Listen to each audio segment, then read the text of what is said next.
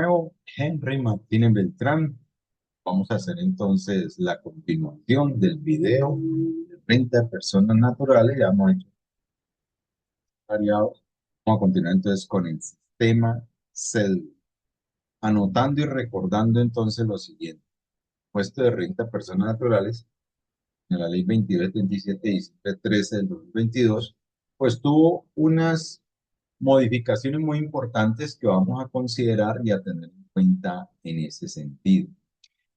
Entonces, sin más preámbulos, vamos a continuar entonces con el ejercicio que es precisamente encima, del cual vale la pena notar, hayamos determinado entonces un impuesto correspondiente a 5.400.000, que tenía una retención en la fuente de 3.200.000 pesos, y estamos hablando de una renta líquida de 716, recordando que a partir de 90 la persona natural empieza a pagar.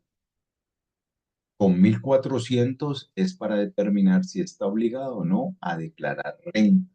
La DIAN que está haciendo ahora mismo, enviando unas declaraciones sugeridas por el hecho de tener unos movimientos bancarios o depósitos, ¿cierto? Y unos ingresos superiores a 1.400. Pero eso no quiere decir que debas de determinar impuestos. ¿Cómo lo haces? Con el artículo 241 si superas 1.090 UTs, en el caso de Yujima, de salario, pues ya lo está. Pero vamos a continuar entonces en el ejercicio, pero ya el sistema celular descrito en los artículos 329 hasta el 336, donde básicamente el 335 te describe todo lo correspondiente al sistema celular, y decimos entonces la renta de trabajo para un asalariado, que en este caso era Yulgima. Vamos a continuar con lo correspondiente al patrimonio, y luego hacemos tema celular de los ingresos por el percibido. Muy bien, entonces empezamos diciendo, tiene un apartamento que le costó 100 millones de pesos en el 2010, un avalúo catastral de 115 millones de pesos. ¿Qué significa eso? Debemos de revisarlo entonces a la luz del artículo 67 del Estatuto Tributario, que habla de determinación del costo de los bienes inmuebles. Este costo fiscal se determina de la siguiente forma. Para los obligados a llevar contabilidad será lo establecido en el 69 centavos, es decir, causación, llevar contabilidad, por ende era el precio de adquisición.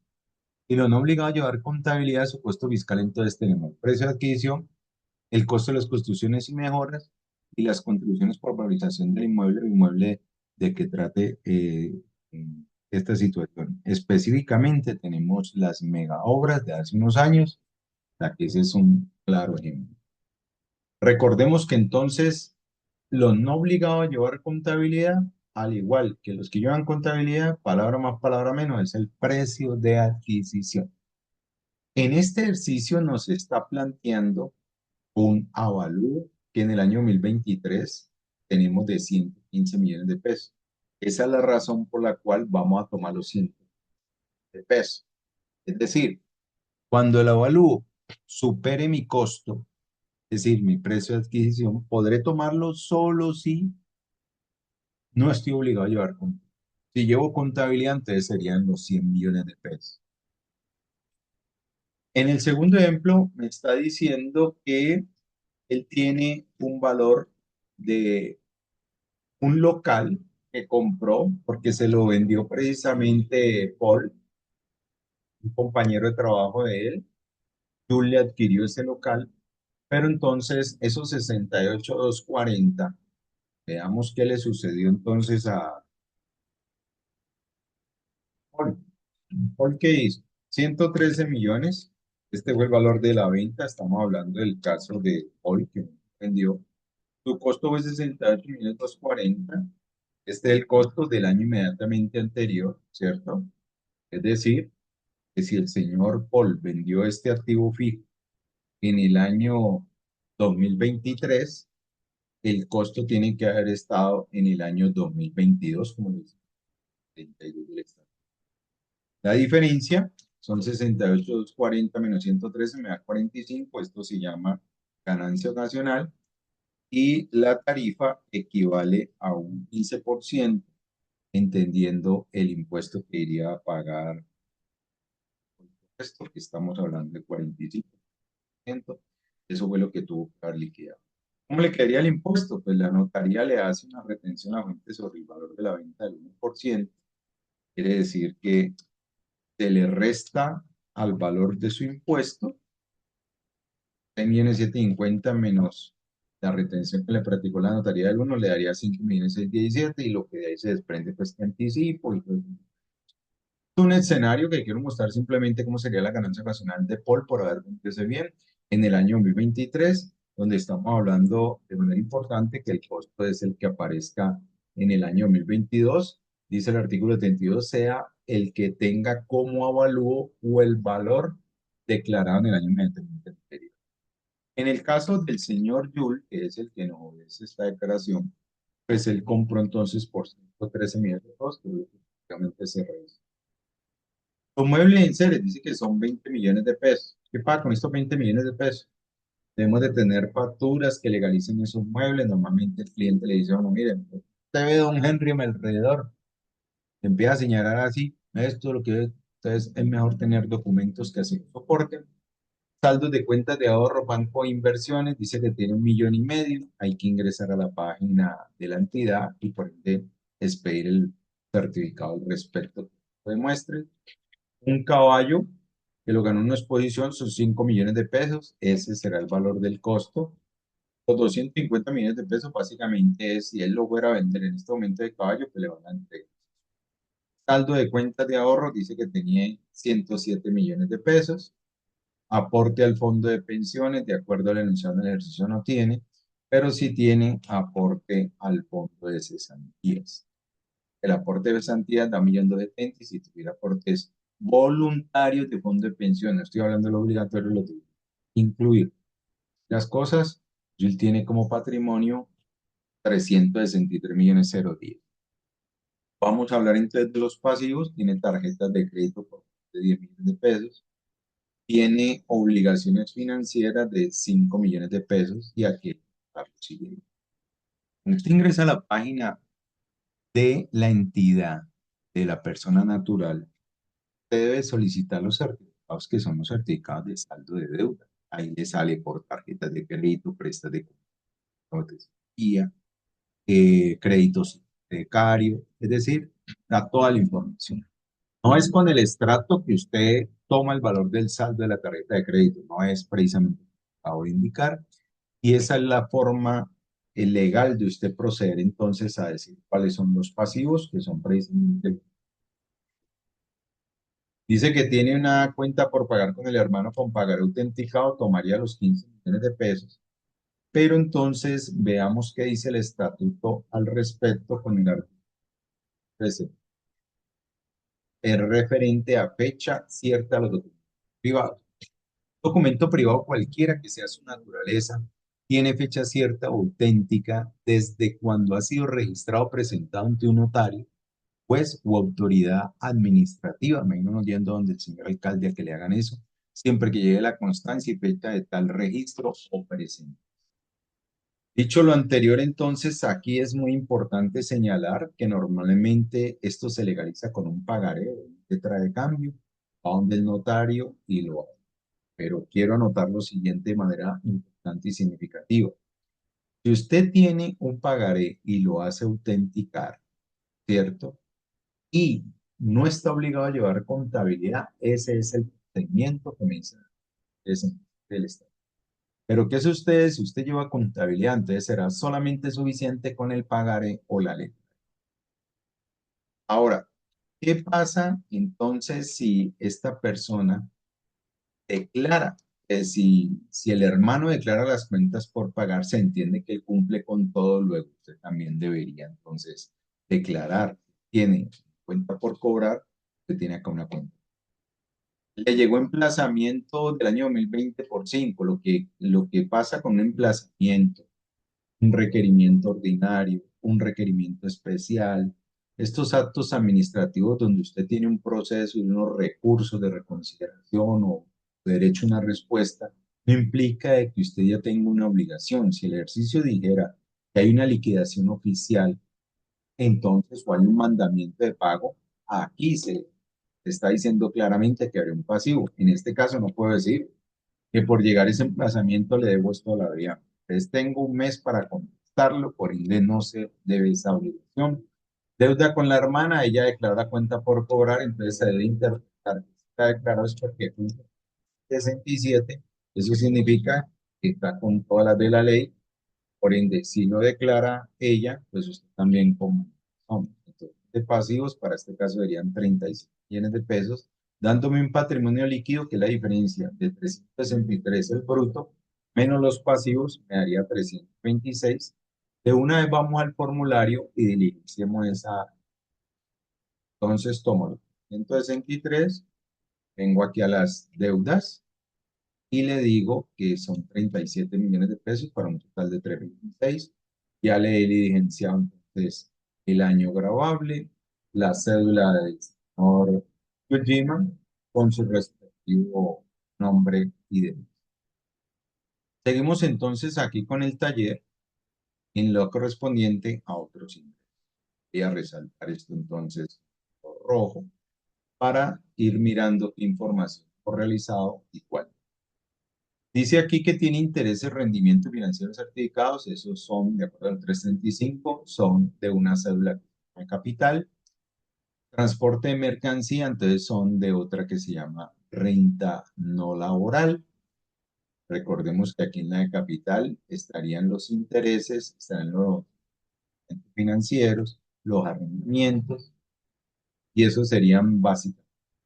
Entonces acá abajo he diseñado una plantillita donde tenemos rentas de capital, las rentas no laborales y las rentas de trabajo. Diligenciemos primero que todo entonces esta renta de trabajo. Aquí que va correspondiente a la parte de los ingresos. Entonces vamos aquí a nuestra cédula, que vamos ya resuelto punto anterior. El vídeo anterior serían 103 millones de pesos. Los ingresos no grabados serían estos 9 millones 720. Tenemos un valor aquí donde dice costos del 107, es decir, relación de causalidad con actividad productiva, renta, donde debe haber proporcionalidad, necesidad, causalidad, o sea, no lo tiene, no tiene esos datos. Y los beneficios tributarios que obedecen a la renta de exentas y las otras deducciones. En este caso, dice que tiene en renta de exenta y deducciones 22 millones de pesos, 10 millones 80 de cesantía de intereses y 22 millones 410, descrito en el vídeo anterior. 48 millones de pesos es el 40% que tomar.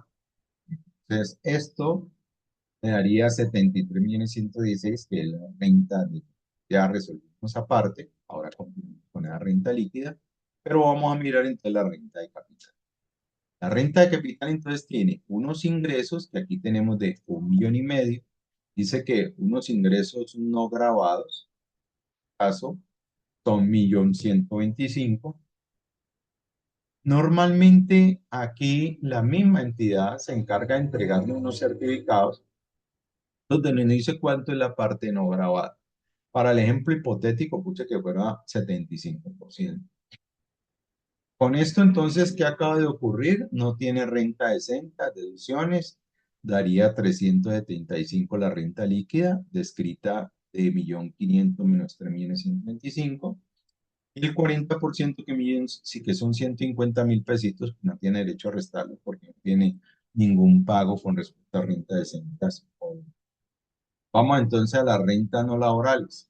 En la renta no laboral entonces tiene unos ingresos que son de transporte de mercancías del orden de 50 millones de pesos, unos ingresos no grabados, que es la parte de la seguridad social, que son 3.762. Nótese que en este caso en postdeducciones que deben de estar debidamente eh, a nombre de Yuljima, ¿cierto? Es decir, para tenerlo como costos, lo que pagó por llantas, por rines, por neumático, todo eso está facturado en cumplimiento de los requisitos del artículo 617 del Estatuto Tributario y los obligados a expedir con el 615 mismo. Así las cosas, entonces tiene 17 millones de pesos. Él no tiene aquí renta de exentas ni esto, daría 29 millones de pesos. El 40% estamos hablando de 11.695.000, de los cuales no tiene derecho a nada y le daría una renta de 28. Pero aquí sí quiero hacer una anotación al respecto. Y es que estos 3.762.000, ¿cómo se liquidan? Tomo a los 50 millones de pesos le resto los costos del artículo 107 que vimos ahora que deben de estar debidamente facturados, lo multiplico por un 40% según la ley 797, es decir, para las personas independientes un 40%, el 28.5 es la seguridad social que debe de pagar como independiente, entendiendo que en este caso sería salud pensión, es decir, 16 más 12.5, eso me daría el 28.5. 16% en pensión, 12.5 en salud. Y eso es lo que llevamos, estos 3.762, aquí donde hay ingresos. Muy bien, con esta parte entonces ya tenemos lo correspondiente a este sistema celular, que es lo que nos pide el artículo 336 que hagamos, determinar el sistema celular, donde tenemos entonces las rentas de capital, vuelvo y reitero, me da 375 la renta líquida, las rentas no laboral que me da 29.238 la renta líquida y 73.116 que me da la renta, para un total entonces de renta líquida, es decir, 112 millones de pesos. En la sumatoria me daría ingresos 183, lo no grabado, 14 millones de pesos, donde tenemos salud, pensión y tenemos el correspondiente de los rendimientos financieros, me da 168. En costos por el tema de llanta, rine, en la parte del vehículo, me daría ante una renta hasta allí de 151, pero nótese algo, que en el caso de la renta de trabajo, teníamos 54.628.500, que es este valor, del cual no se pudo tomar sino 48.744. Lo explicamos como afiliado. Es decir, que yo cojo los 54, que es la sumatoria de la renta de rentas y las deducciones, y la comparo con el menor entre 56.832, que son los 1.340 VTs, lo que modificó la ley 2277, disminuyéndolo de 5.040 a 1.340, me da 58.32, pero acá resulta que no tenemos sino un valor acumulado, ¿cierto? De 54.628. No tenemos más porque lo que es renta laboral y renta de trabajo no tiene ningún valor. Al sumar, yo no puedo acumular 150,11 porque no tengo un valor a tomar, dado que en laboral y renta de capital no tengo renta de instituciones. Por ende, entonces no tengo sino 48 millones de pesos. Esos 48 los debo mirar de una manera consolidada para comparar con el 40%. Me explico, el 40% son 1.340 multiplicado por 42, me da 58.30, ¿cierto? Pero resulta y acontece que yo debo de coger entonces aquí y multiplicar estos 151 por un 40%. ¿Cuánto me da? 60.589.000, que es este valor. Esos 60 total no me los puedo tomar porque ya mencioné que no tengo sino 48 millones de pesos en la renta de trabajo. Y esos 48 los debo entonces comparar con los 56 que anteriormente, mire que era 5.040 VT, o sea, 191 millones de pesos. Esa es la razón por la cual en este momento va a pagar mucho más impuestos que el que hubiera declarado Yujima en el año 2020. Así las cosas, no puedo tomar los 56, tampoco los 60, que son el 40%, porque los 60 los comparo con los 56. Luego estos 56 los comparo con los 48, y esa es la razón por la cual no puedo tomarme aquí de los 151 que ha restado los costos, solamente los 48 en la cédula general. Resumen del fin del cuento. Cédula general es la sumatoria de los ingresos de capital no laboral y rentas de trabajo restados, que son no constitutivos, la salud, la pensión y los rendimientos, en no grabada. Le resto los costos, que son 17, que ya dijimos que los tiene entes con el artículo que para las rentas no laborales, por el tema del vehículo, por temas de llanta, rines, peaje, choque, qué sé yo, obviamente facturado. pero no le puedo restar sino 48.744 que está en rentas de trabajo de derecho. Esta es la razón por la cual a los 151, el resto de los 48 me daría 102.729, que es el valor que en este caso estaría dando como una renta líquida cedular. Resulta y acontece que con la reforma tributaria, el 2277, menciona que las personas naturales tienen derecho a unos dependientes. El valor que él pagó por dependientes, estamos hablando de 13.500.000. Esos 13.500.000 que se los pudo tomar aquí en la cédula de venta de trabajo, también lo va a poder tomar entonces en la parte para restársela a la cédula general siempre y cuando sea máximo hasta 4 dependientes. O sea que un solo dependiente son 3.050.000, digamos. Yo cojo 72 VTs, que es el tope, lo multiplico por 4 dependientes, que sería lo máximo. Eso me daría, según lo escrito en el 336, lo multiplico por 42.412, me daría entonces un valor máximo de 12.214.000. Él pagó 13.500.000, entonces de entrada podría decir 12.214.000. Ahorita él acontece que él no tiene sino un solo dependiente. Mírenlo, aquí está, un solo dependiente. Esta es la razón por la cual entonces no puedo tomar sino, mírenlo aquí, puedo tomar sino el valor de 3.053.000 porque es dependiente. Él como asalariado puede tomar máximo 4, incluyendo el mismo dependiente. Eso es lo que dice el instructivo de la declaración de renta.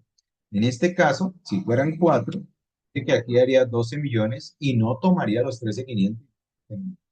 Para nuestro ejercicio solamente uno. Vámonos al tema de las compras de factura electrónica. Estas compras de factura electrónica, el ejercicio nos plantea que él tiene unas compras de 90 millones de pesos. Eso lo multiplico entonces por un 1% y ese 1% me da 900.000. Tengamos en cuenta que la limitante son 212, 10.178, lo que significa que en este caso podría tomar esos 200 pesos. Dicho lo anterior, entonces ya tenemos 102 millones de pesos con derecho a restar de una, no tiene limitantes, sino que acaba de explicar, si Pablo de no tiene limitantes, me refiero a restarlo de una vez de la renta celular, 3.053.000 por dependiente, 900 de las compras, me daría entonces 48.744 más los 3 más los 900, un derecho a restar de 52.697.000 cuando antes no eran sino 48. Y eso me haría entonces una renta líquida celular de 151, ya no restando 48.744, no 52.98 para un de 98.775, precisando algo muy importante que acaba de hacer la DIAN con este tema del REN 28. Acontece que le está enviando un reporte que el contribuyente tiene que bajar una vez ingrese a la página de la DIAN. Entonces, en ese reporte aparecen las compras de factura electrónica que usted realizó durante el año. Ojo con lo que voy a decir. Resulta que allí tienes que bajar otro reporte que también encuentra en la misma página, donde te dice cuáles fueron esas compras realizadas bajo el tema de bancarización con el artículo 731-5, es decir, los que efectivamente canceló con tarjetas débito, con tarjetas crédito o todas las bancario, y ahí ves claramente el valor que aparece pagado en efectivo, el cual no puede ser tomado a la hora de multiplicar por el 1%.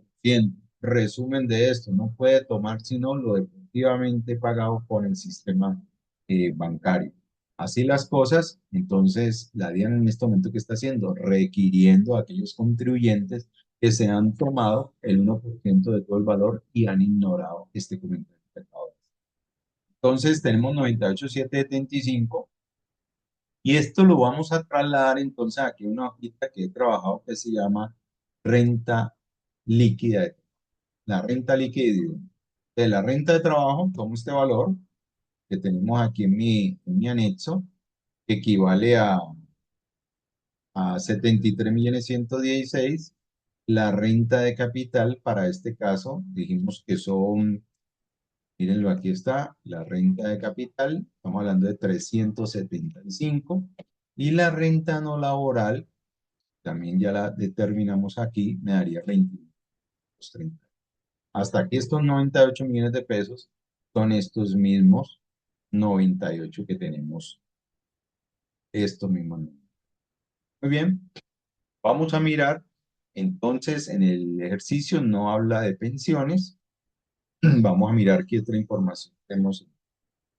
En la parte del enunciado, de este lado, entramos, ya decía que íbamos resaltando y colocando en negrito lo que hemos hecho. Vamos a pasar entonces al tema de dividendos. Cuando hablamos de dividendos, tenemos que irnos entonces al estatuto tributario, a la 9. Resulta que este artículo 49 tiene algo que hizo tiene gran importancia para efectos tributarios en la declaración. Determinación de los dividendos y participaciones no grabadas.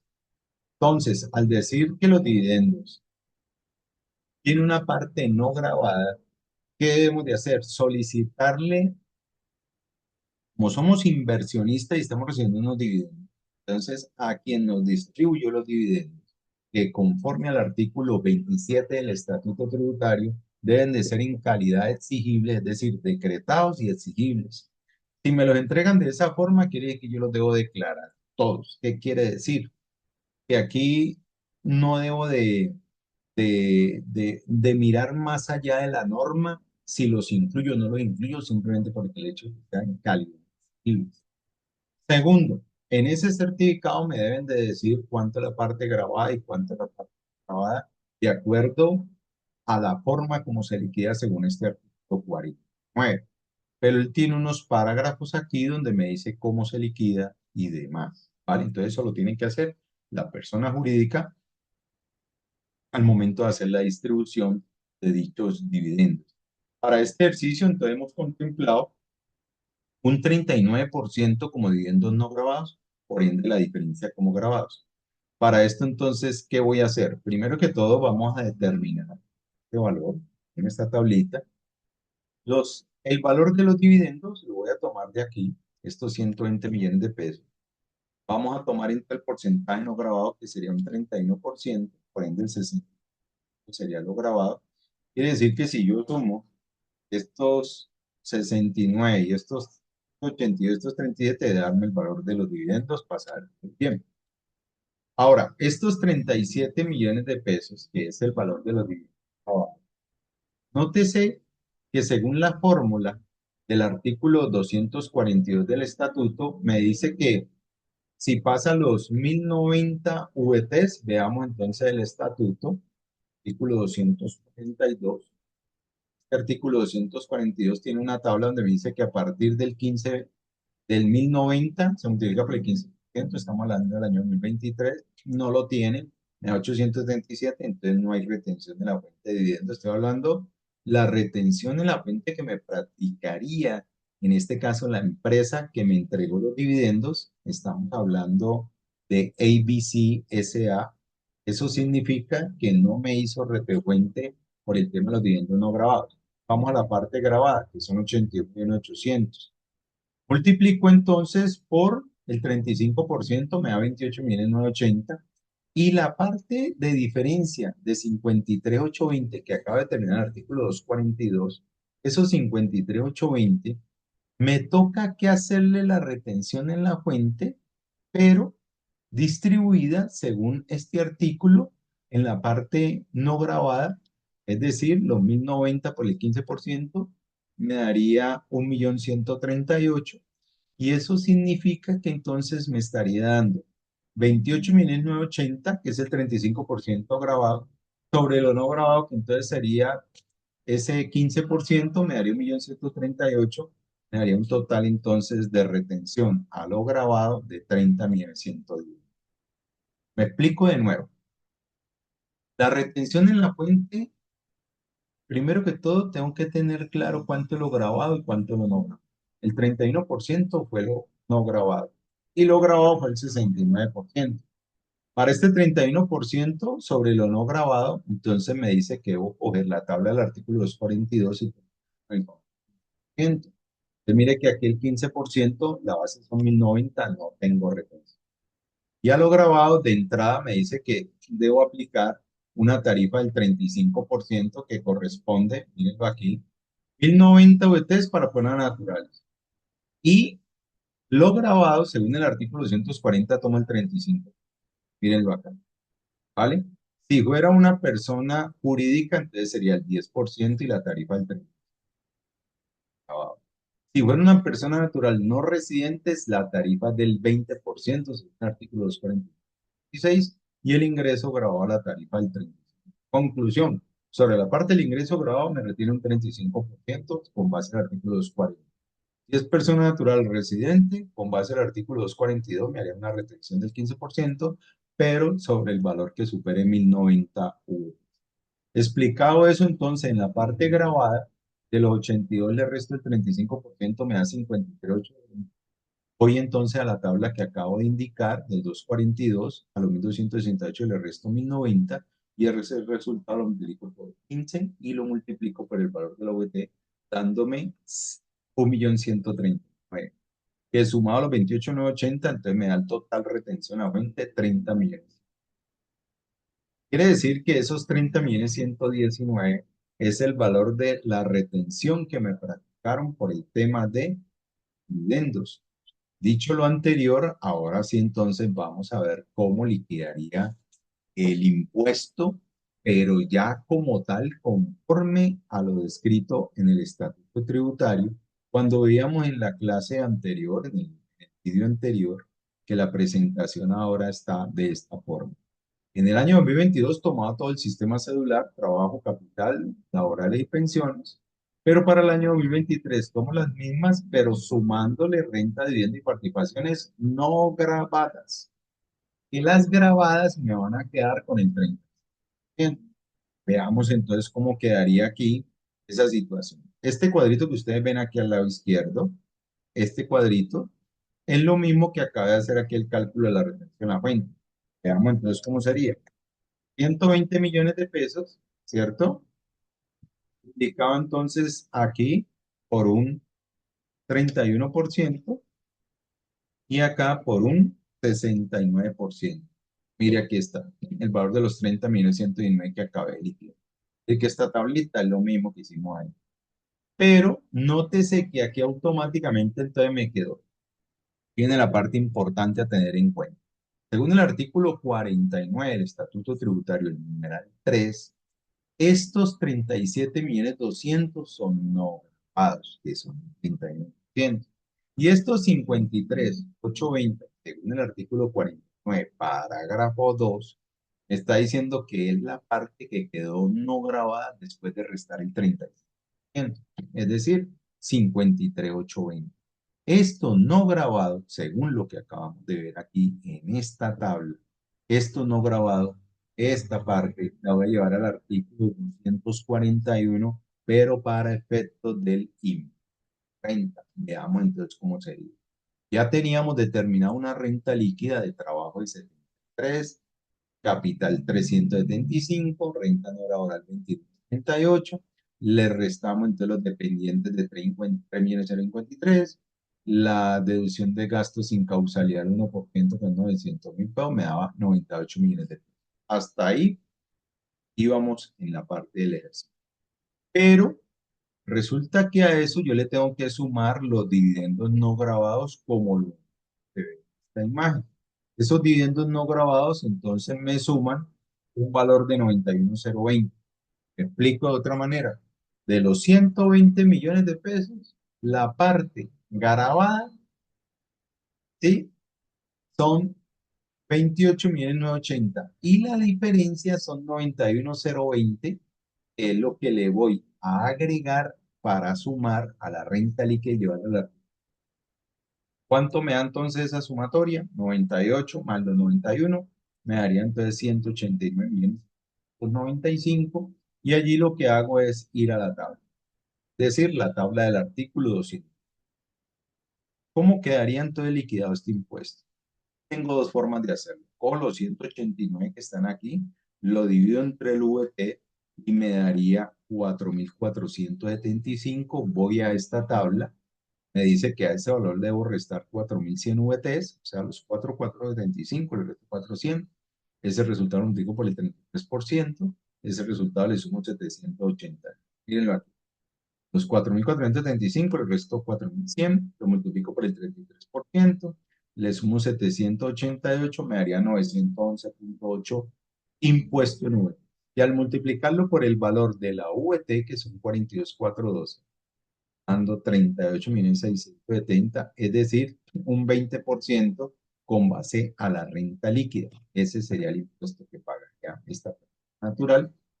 Ese valor de los 38.670 es lo que yo voy a llevar aquí a mi formulario, este valor, ¿sí? Este valor.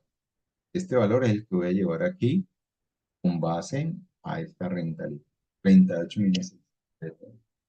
De la cédula de dividendos y participación, el renglón 118, ¿qué es lo que voy a llevar? El valor que acabamos de determinar con base al impuesto. ¿Cuánto me dio? 28.908.000. Mire que son dos valores. Uno, el que determiné con la renta líquida total, que es todo esto, incluyendo todos los 189, es el impuesto a cargo del sistema celular, incluyendo los dividendos de trabajo. Y otro valor que es correspondiente a los 28.980 que apliqué del impuesto con base al artículo 240, es decir, el 35%, 28.980. Mírenlo aquí está. Entonces, para entender un poco más esto, ¿cómo estoy determinando el impuesto? Si yo miro esta parte, estos 28.980 me lo retuvieron en la fuente, es decir, de manera anticipada, yo ya pagué esto, porque en el certificado ya dentro de estos 30 están estos 28. Y aquí estoy pagando 28.980, o sea que esto en teoría ya está pagado mediante el mecanismo de la retención de la fuente adelantado. En el momento en que se hizo digamos que fue en marzo la asamblea del año 2023, en abril se tuvo que haber hecho el debido registro porque entonces se decretaron vivienda en calidad civil a partir de abril. En ese momento entonces se efectuó el pago de los 28.980, en este caso de Yultima, quiere decir que el Estado ya recibió ese dinero.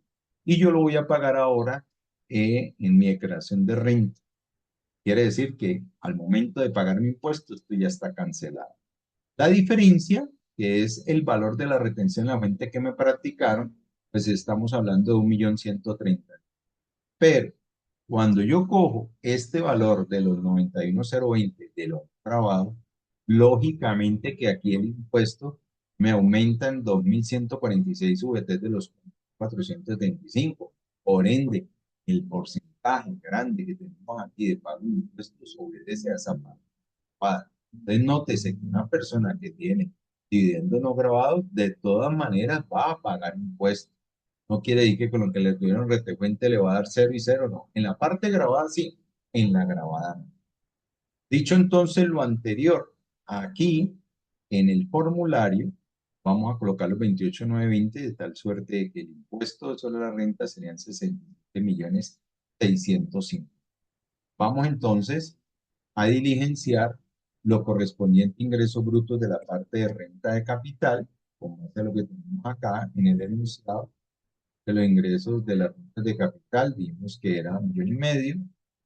Los ingresos no constructivos, tenemos entonces 1.125.000 para 375, creo que nos da la renta líquida.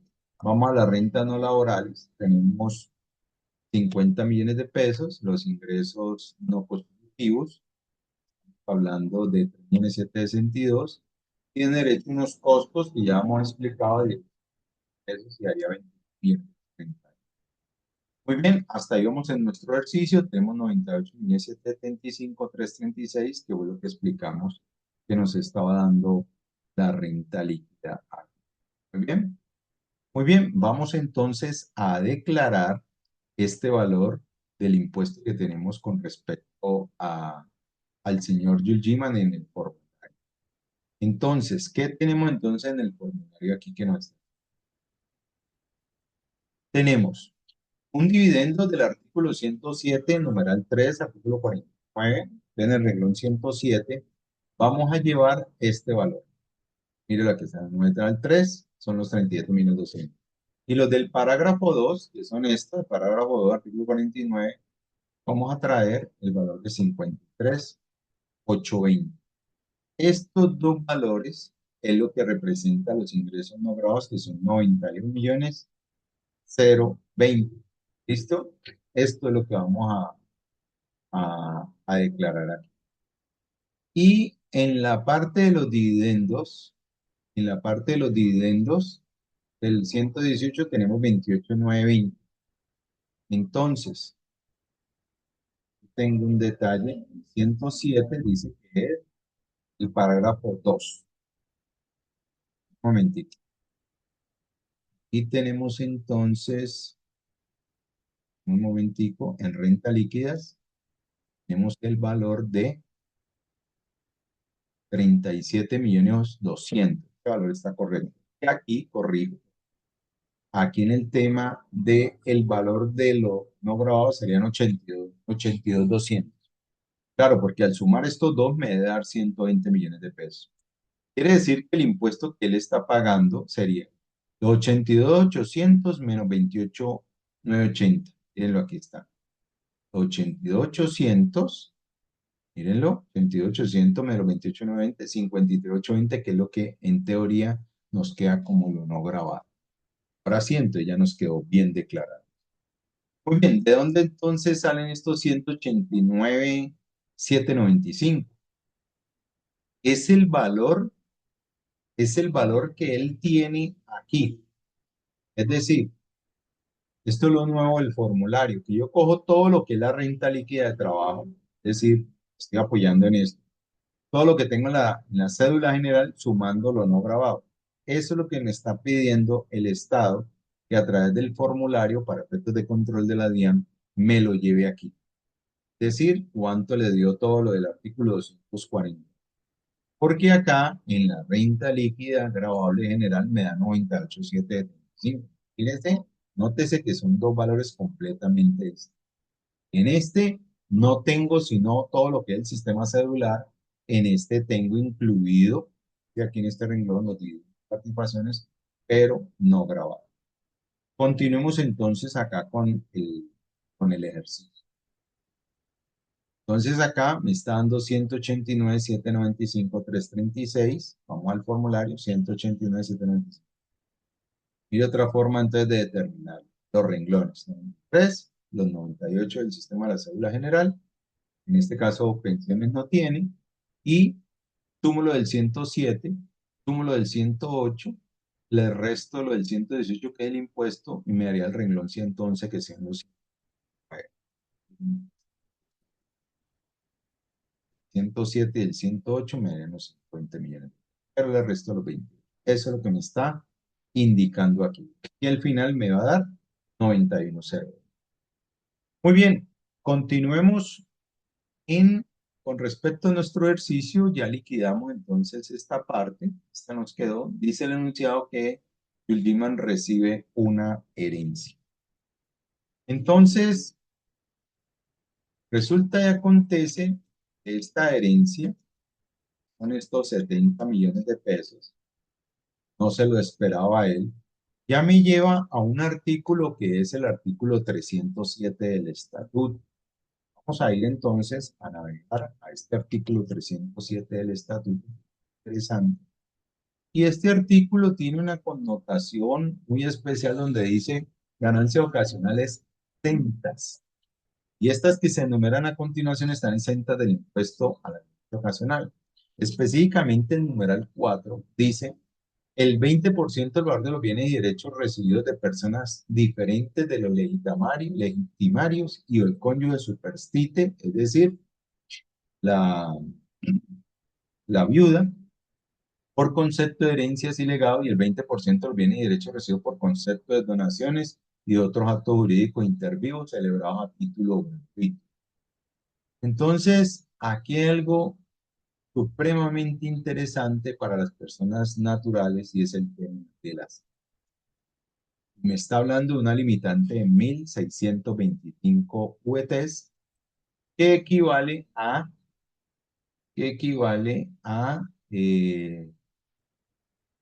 1625 VTs. No, pero 1600 VT, estamos hablando de 42,412, me dice que son 68.919.500. Entonces, permíteme un segundito.